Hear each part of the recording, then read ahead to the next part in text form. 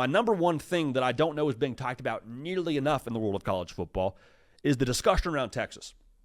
I think Texas is going to be really good in 2025. I have number one in my post-spring top 25 after the portal has settled and all that. But, y'all, the discussion around Texas I think is a little bit warped. Hear me clearly. Arch Manning, I think, will be good. But he can be mid, and Texas will still be competing for an SEC championship. Hear me again. That is not to knock Arch Manning. I think he's going to be really good. But even if he's not awesome, Texas has what they need around him, especially on defense, to where they can make this thing hum. Like, think about it this way. Y'all remember those group projects in college or high school? There's always one or two people that are just dialed, that are the honor student, or they get the straight A's, or they got the 3.9, 4.0 GPA. Whatever. Like, they're kind of going to carry this project. We all know those projects don't actually take 5 people. It's really 2 and some change that actually do all the work. Arch Manning is the 3-slide PowerPoint guy. Arch, get up there, know what you got to do, deliver it clearly and concisely, don't mispronounce any words.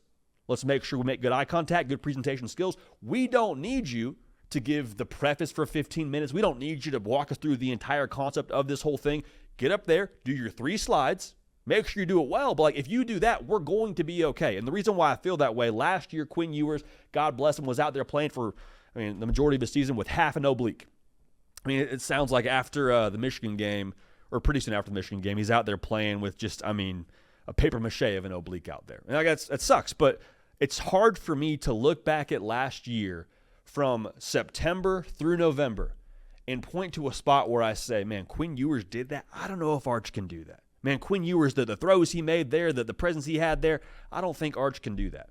And then you combine that with the reality that Arch Manning's legs probably add something to the game as well. It's neither here nor there.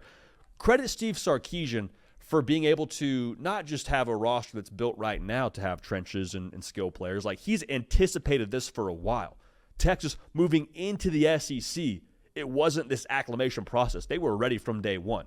So credit Sark, yes, as a play caller, yes, as a culture guy, all those things. He had a roster where he anticipated where they were going to be year in and year out, and this is no different. He has a roster that he anticipated being able to work with a first-year quarterback, starting quarterback, I should say, in Austin.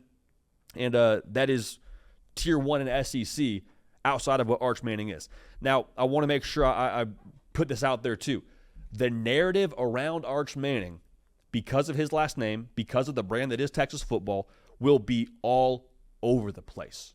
From September to October, it is going to be, is Arch Manning the best Manning in his family, to should Texas go another direction without Arch Manning as a starting quarterback? Is the spotlight too bright for Arch? Like, you're going to hear all of that and in between. Is Arch just getting credit because of his last name? You're going to hear all of that.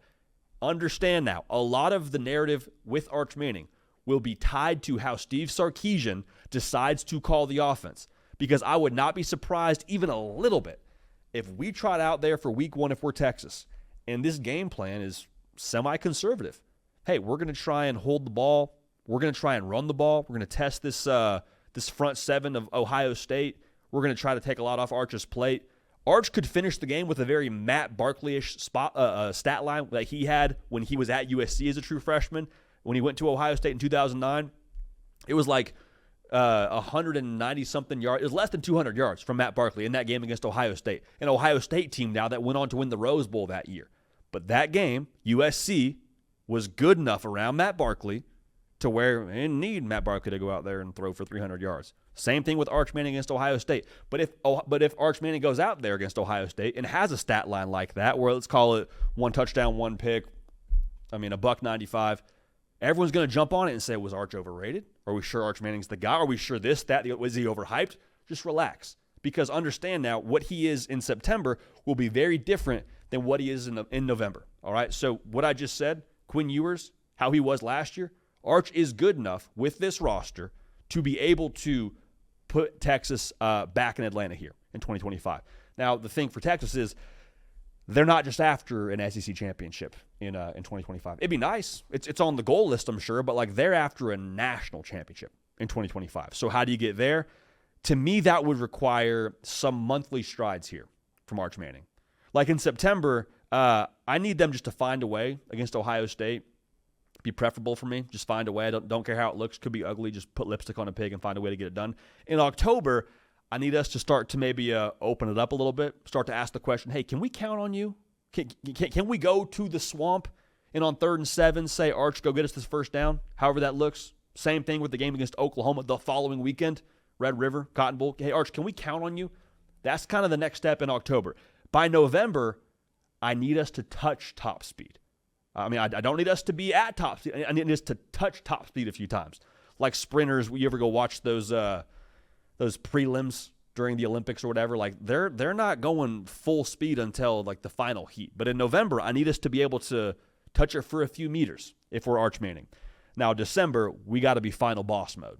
Because you talk about Quinn Ewers and what he wasn't in the regular season. Make no mistake, against Arizona State in overtime, he made that check. He made that throw with the season on the line to Matthew Golden for a touchdown to keep their national title hopes alive. Like that was a throw where you point to Quinn Ewers and say, that's why you were the guy. That's why you are still our guy in Austin.